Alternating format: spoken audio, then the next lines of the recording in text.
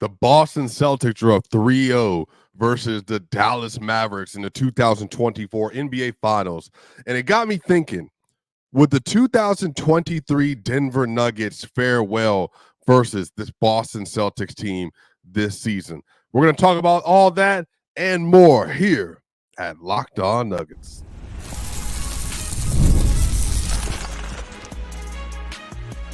You are Locked On Nuggets, your daily Denver Nuggets podcast.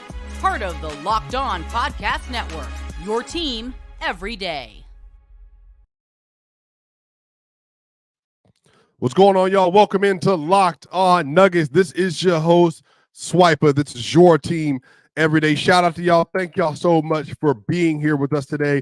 Today's episode is brought to you by Gametime. Download the Gametime app, create an account, and use code LOCKEDONNBA for $20 off your first purchase. Terms apply, y'all. Let's talk some hoops, y'all. Man, the Denver Nuggets still sitting at home. Y'all, we've talked about a lot of different things since the end of the season when the Denver Nuggets unexpectedly lost in the second round. But y'all, I can't lie to you. Every time I turn on the NBA Finals, last round, every time I turned on the Western Conference Finals, I kept thinking, man, how close were the Denver Nuggets to getting back in this position to play in the NBA Finals? And they honestly had so many opportunities to do it, but it got me thinking. Watching the Boston Celtics, watching how they're moving, watching how they're playing, the thing that makes the Celtics so dangerous, Jason Tatum, Jaylen Brown, Derek White, Drew Holiday, and then on top of that, having Sam Hauser off the bench, they got 5 players that can beat you off the dribble, 4 that can do it at a really high level, but you include a bench player, and then KP, who didn't even play in Game 3, is a great offensive option, good rim protector. Then you got Al Horford, who's a good spot-up shooter. He's been a really good switch, versatile defender, and has made the Boston Celtics defense that much better.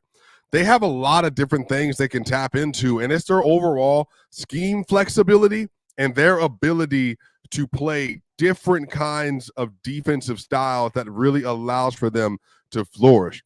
But what they've done in this series versus Luka Doncic and Kyrie Irving is they have turned them into one-on-one players. They've turned them into one-on-one players and basically said, you're not going to get the lobs you're looking for. We're going to cut out the corner three. We're not going to give you opportunity to spread the ball around throughout the game. What we're going to do, we're going to switch everything on the defensive end, and basically we're going to say, look, you're not going to get Al Horford every play. You're not going to get KP every play. We're going to play at the level and see if we can force the ball out of your hands. But what happens is that when they do switch, it cuts off the rest of the Dallas Mavericks offense, and it really puts them in a situation where they're having to think about, okay, we got a standstill one-on-one opportunity with Luka Doncic versus Jason Tatum or Al Horford. What are we going to do? And what they've done is they turned them into one-on-one scores, and it's led to mass inefficient gameplay from Luka Doncic and from Kyrie Irving in this series. And that is how they have been able to create a really, really solid lead in this series so far. And I really like the strategy that they've been deploying. In this series versus Boston, Luka's averaging on raw numbers, he is averaging 29.7 points per game, 9 rebounds, and 6 assists. He's shooting 47% from the field, 32% from 3, 58.8% from the free throw line. He has a 54.6 true shooting in this series. And again, it's what is allowing for Boston to just manhandle them on the defensive end. It's just like, look, you're not going to beat us one-on-one all the time. We got Drew. We got JB, who's been incredible. We got Tatum. We got White. Let's get it. And so when I think about that, I think about the Denver Nuggets of 2023. The Nuggets had, obviously, a very healthy Jamal Murray who was just absolutely lights out from the floor. Jamal Murray, 26, 5, and 7, 39% from 3, 93% from the free throw line. I want to say like 48% from the field, something around that thing, maybe 47. Jamal Murray was incredible. Incredible. And when you look at KCP, the shooting that he offers, like, I just think that when you look at the Nuggets with Michael Porter Jr., Aaron Gordon's versatility near the rim, defensively, what he's able to offer versus Tatum, versus Brown, versus all these players. And then the Nuggets, especially, they're going to play drop versus some players on the Celtics. They're going to play up at the level. They're going to switch when there's no Jokic in the game. And their offensive process is just way different than any team the Celtics have seen because everything's going to go through Joker. Joker's going to lead them in touches, and that's going to make him the hub of the offense. He's going to be efficient with his passing. He's going to be able to see everything. But on top of that, because Joker is a center, he's going to be next to the rim at all times. And so when I think about that, and I think about Bruce Brown, how everybody in Denver misses Bruce Brown, and Jeff Green coming off the bench, and then having Christian Brown coming off the bench. They got athletes coming off the bench that are all aggressive, physical players. Yeah, man. I think the thing is that the Nuggets, because they would just have, number one, they would have the apex player in that series, like bottom line, not even a conversation. I mean, Tatum, is averaging 21 points per game on 35% from the field, I think, in the finals so far. He's a really good player. He's a first-team All-NBA player 3 straight years, but Tatum is just not in that class of player. And I don't know if he ever will be, but he's just not as of right now, and especially, obviously, versus that version of Joker. Remember, Joker averaged 30, 14, and 7, had a 63 true shooting back in last year's NBA Finals. And then in the playoffs, it was 30, 13, and 10 on 63 true shooting. Joker had 67 true shooting in the finals and a 63 true shooting over the course of the playoffs. And I think some of this, too, is Jamal Murray being able to be healthy and having to push off his legs, hitting the open shots, his playmaking, diving to the ball. And again, if you remember, Jamal actually played pretty well versus the Celtics over the course of this year. Now, he had the 30 ball in Boston that led to their first home loss in the regular season. But then he also had a game where I think he had 18 points, I want to say, in the second game.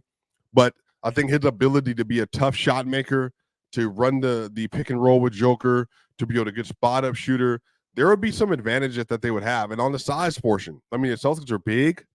Drew and Derek are anywhere between 6'3" and 6'4". Tatum is 6'9", 6'10". JB is 6'5", 6'6". And then you have Al Horford, obviously, about 6'9". But then Jokic, it's a solid 6'11". AG is a solid 6'8". Michael Porter, solid 6'10".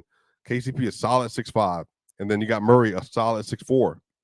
So I think they would have a lot of athleticism on their side outside of the Joker component as well.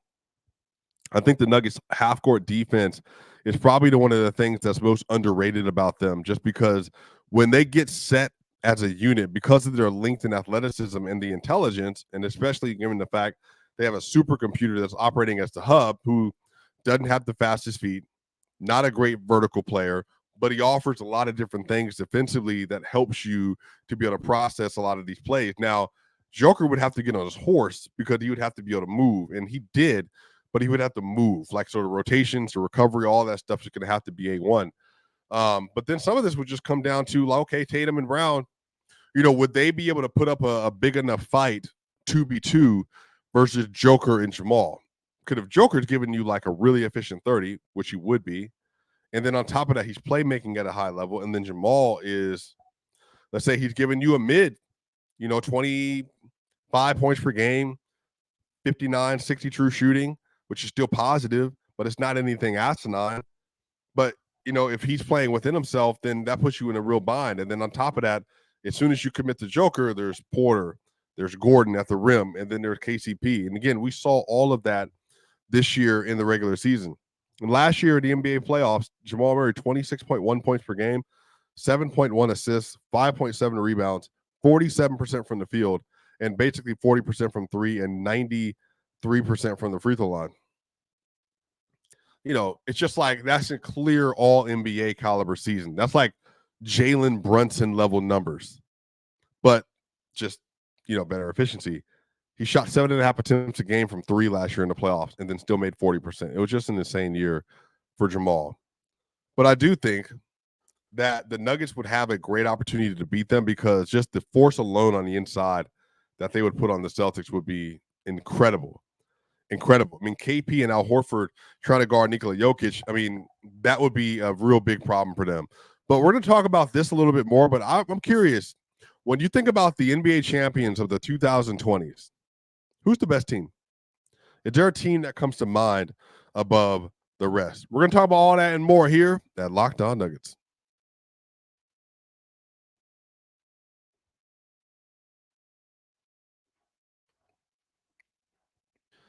Y'all, look, Gametime makes getting NBA Finals tickets even faster and easier. Prices on the Gametime app actually go down the closer it gets to tip-off with killer last-minute deals, all-in prices, views from your seat, and their lowest price guaranteed. Gametime takes the guesswork out of buying NBA tickets. So y'all make sure y'all tap into Gametime. Again, not just this, but if you love going to comedy events, you love going to theater, this is the place to be. This is the place to tap into. So y'all take the guesswork out of buying NBA Finals tickets with Gametime. Download the Gametime app, create an account, and use code LOCKEDONNBA for $20 off your first purchase. Terms apply. Again, create an account and redeem code LOCKEDONNBA, LOCKEDONNBA to $20 off your first purchase. Download Gametime today. Last minute tickets, lowest price guaranteed. We'll be right back for more here on Locked On Nuggets.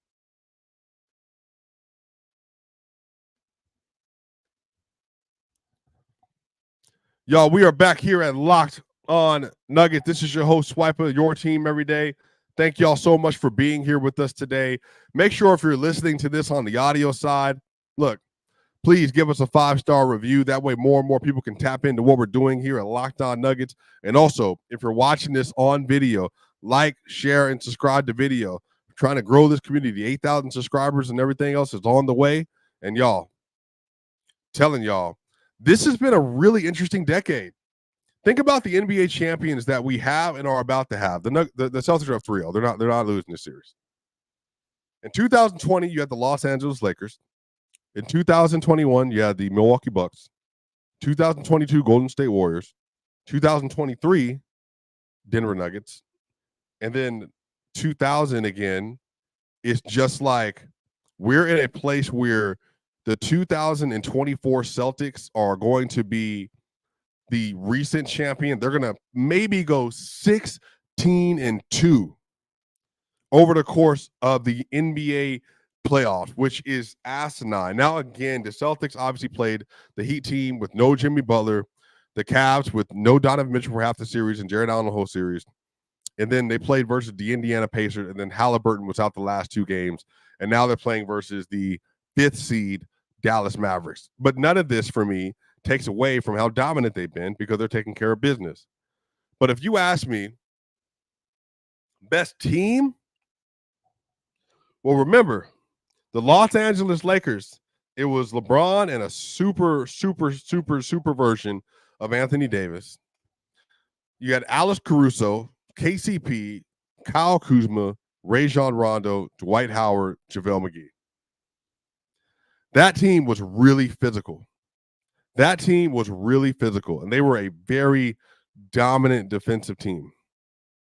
And I think that team is a lot better than people give credit for. A lot of people are down on that Lakers team because they played in the bubble. And so for many people, it's like, well, bubble basketball, there's no fans. They weren't in any real arenas. There's no travel. You know, LeBron and AD got basically an arbitrary 5 months off before the series and stuff started. And so whoop-de-whoop. But I'm just like, look, that team was great. Honestly, great. Then 2021, y'all, you had the Milwaukee Bucks with the peak Giannis, 50 in a closeout game. You had the Drew Holiday, who just got over there from the Pelicans. Every time he gets traded, apparently now he's winning a championship. And then you had Chris Middleton, Brook Lopez, Jake Crowder. They not Jake Crowder. They just had a lot, man. And I think that like Giannis was so good that year because that NBA Finals game in Game 6, he really just like put the squad on his back and carried them all to a victory. And I love how dominant physically he was able to be. The team wasn't bad. Dante DiVincenzo, PJ Tucker, Chris Middleton, Brook Lopez, Justin Jackson was on that roster, Drew Holiday, Bryn Forbes, Torrey Craig, DJ Augustin. Yeah, I mean, they had a really good roster. And then you had the 2022 Warriors, which is an interesting situation. Because remember, Golden State, it was like Steph Curry or bust for a lot of that series. But then, they had Jordan Poole, and then they had the Draymond Green year, and then Klay Thompson. And so they obviously broke up a little bit. But they weren't the same level of dominance they were in the early iteration of them. But Steph Curry went to nightmarish stuff versus the Celtics, and that's why they were able to win. But they actually might be the weakest team that I've read about so far. Then you had the Denver Nuggets in 2023, and they were just juggernauts. They went 16-4 versus the Wolves. Obviously, no Naz Reid, Jaden McDaniels. And then they're able to win in the conference finals. And then they were able to take on the Western Conference Finals, and they were able to take on the Los Angeles Lakers and LeBron and AD and swept through them, and then went and played Miami and was 4-1 versus Miami, the team that taken down Boston and had taken down the Bucks. Again, at the time, it was an impressive run because of the names like Anthony Edwards, Rudy Gobert, Karl Anthony Towns, and then Devin Booker and Kevin Durant, LeBron James, AD. And then on top of that, you get to Jimmy Butler and Bam Adebayo. So if I had to rank these teams and how good they were,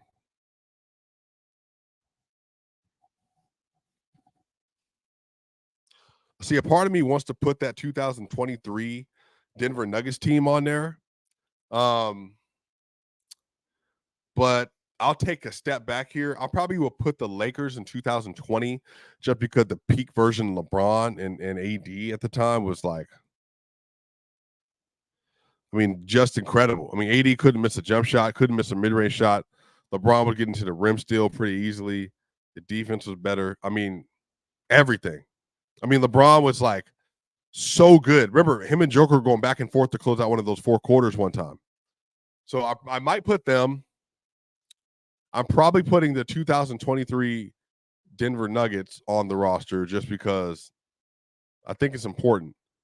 I think it's important for people to know, when you had that roster going up against almost any kind of basketball style in the league, they just ran through people with the physicality, with the defense, and then the scoring. They were just making their jumpers that year. Jokic was going crazy. Bruce was crazy. MPJ was crazy. You name it. So I probably would put them next. 2021 Bucks are after that. I feel like that's pretty self-explanatory. They were down 0-2 in the NBA Finals, came back and won. And then after that,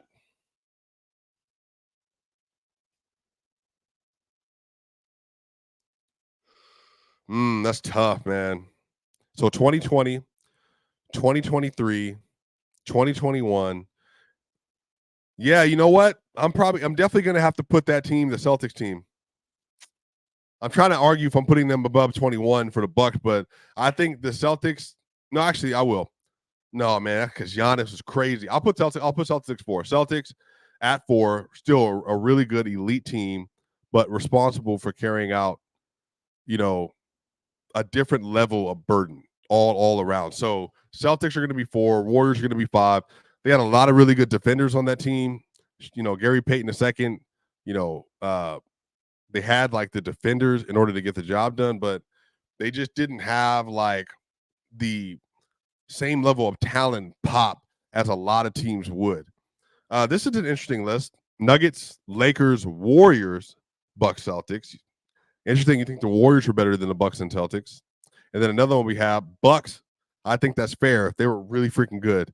Celtics 2/ Nuggets 2/3, and then 3 with Warriors and Lakers. That's tough, man. The Warriors just don't have the top end talent that you typically would love to see in that scenario. That's the only reason I really have issues putting them any higher than that. But I don't think it's crazy. I understand Steph Curry, 43 points in game 5, I believe, was just a different dude. Just go somewhere with that. So again, I got Lakers, Nuggets, Bucks, Celtics, and then Warriors, or how I would rank all of the teams. And I actually do think that Denver Nuggets team would beat this 2024 team because look, the Celtics are really good, but I mean, I'm just, they're not going to force the Nuggets into a bunch of isolation basketball. But y'all, on the other side, I think there's a common thread with the Celtics, with last year's Nuggets, and then with the teams before that. There's a common thread that helps these teams to elevate to such a place where, man, this is what brings you into a championship tier. We'll talk about all that and more here at Locked On Nuggets.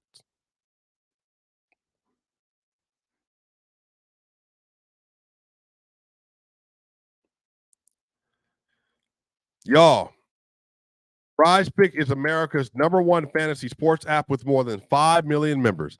It is the most fun and exciting way to get in on the action while you watch your favorite sports and players. You just pick more or less on 2 or more player stats for a shot to win up to 100% this year. Y'all, look, the NBA finals are right here, man. There's so many opportunities for you right now. Like, again, you can make a $10 deposit, receive an instant $10 bonus. If you have the skills, you can play for a shot at turning your $10 into $1,000, y'all. But make sure y'all download the app today and use code LOCKEDONNBA for a first deposit match up to $100. Again, download the PrizePicks apps today. Use code LOCKEDONNBA for a first deposit match up to $100. We'll be right back for more here on Locked On Nuggets.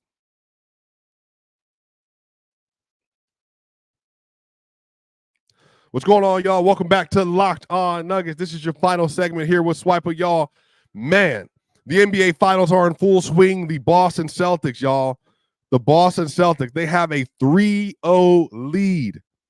3-0 lead in the NBA Finals over the Dallas Mavericks. Now, even I picked the Mavericks to lose, but I thought they were going to get at least 2 games. It looked like they might be swept.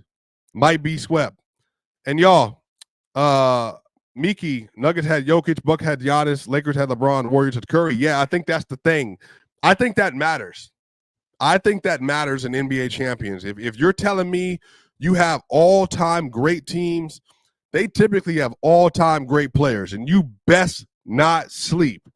Jokic, Giannis, Curry, and LeBron are 4 all-time great players that are going to go down as at the very minimum 4 of the top 20 players ever. And if you ask me, Jokic and Giannis are both top 20 players right now before they hit 30 years old.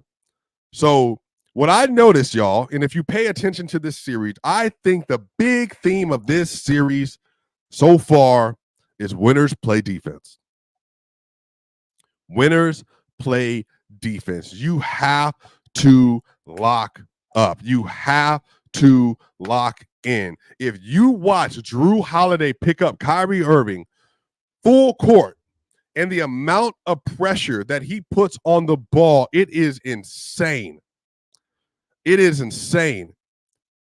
They simply do not allow for the Dallas Mavericks to get into easy actions and for Luka Doncic and for Kyrie Irving to get any look they want without having a hand in their face, a defender in their face, and they do anything possible to put their defense in an advantageous situation. They will crowd, they will show. If you go to the rim, they will show as many hands as possible to make it as difficult as possible. If you show in the post, they're physical. If you want to try to hunt the mismatches and the switches, you ain't getting it. You not getting it. Like, if they do concede the switch, they're doing it because they believe they have the matchup advantage with Al Horford. And Al Horford's defense has been key. Al Horford's defense has made the difference in having a big that can defend at the level. Now, what I love about this is Joker doesn't have to play switch. Joker has to play at the level. Joker has to play drop. And again, a lot of people, they remember Joker last NBA playoffs was the second best pick and roll big in the playoff behind Mitchell Robinson. He was great. Literally, he was great. And that's the kind of energy you have to be willing to get. And I think in this instance for the Nuggets, when I'm looking at Drew, Derek, JB, JT, especially, the Nuggets have to be looking at this and saying, we need to make sure we have as many defenders as possible around Jokic and Murray. And Porter. I think Porter is also a part of that. I think Porter has shown that he can be a really solid defender. A really solid defender when he needs to lock in the playoff setting. That stuff is important. And I think when you're looking at the Boston Celtics team, this is a reminder to Calvin Booth and everybody else that when you have an opportunity to get a player like a Chris Dunn or a Bruce Brown or a KCP or drafting a Christian Brown, drafting a Peyton Watson. Now, here's the thing. They can't just be one side of the rim players. That's Peyton right now. Peyton can't play a lot of offense yet. He doesn't have a lot of offensive value. That should be his whole summer, getting the bag together, getting his finishing together, finishing dunks. Like, that should be better. But on the other end of this, they're going to need to continue to draft and sign and trade for players that are able to lean into the defense this year. And Mickey, I think you're right. MPJ's bigger problem this year was his shot. Yeah, he in the regular season, he was fine. In the first round, he shot really well. In the first round, he shot really well. Like, it was all there. But I think I just think versus the Wolves, I think Porter was just facing a different kind of defensive style, and he didn't adjust as well as he possibly could have. But remember, in the first round, Porter went insane. In the first round of the playoffs, Porter averaged 22.8 points per game, 8.4 rebounds, 1.2 assists. He had a 69.8 true shooting. He shot 48.8% from three, 48.8 on 8.2 attempts per game. What?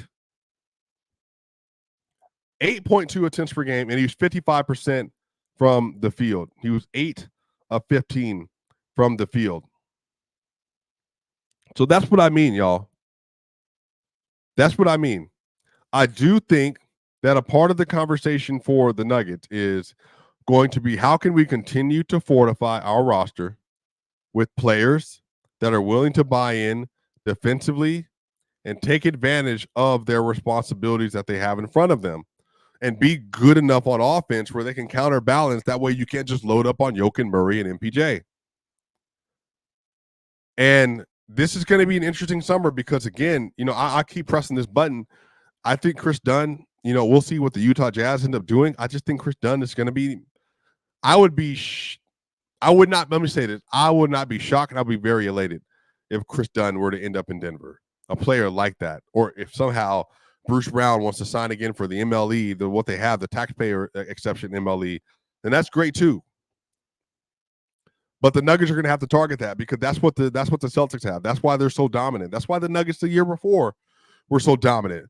They didn't have like players you could just target. Even Jamal. Jamal's 6'4". He is 6'4". So making sure that he has the rest that he needs and making sure he has everything that he needs to be healthy as possible going into the playoffs is going to be important. It's going to be really important. And I'm excited to see how Calvin Booth responds given what he sees right now. Like, Calvin, when you're watching the NBA Finals, are you in a position where you're able to process that Jamal Murray needs another point guard next to him that can dribble? Jokic needs some players that can play at the level. Porter needs another player around him that can play at the level and distribute. And Reggie Jackson, as good as he is not the kind of player that will take the pressure off of Murray for him to do what he needs to do. Because that's what JT has with JB. That's what JB and JT have in Drew. That's what JB, JT, and Drew have in Derek White. That's what JB, JT, Drew, and Derek White have in Sam Hauser. That's important. That is important. So we're going to find out for sure what the summer plans are going to be. But I do think that the Nuggets have a clear path. They have everything they need, just maybe one or two things away.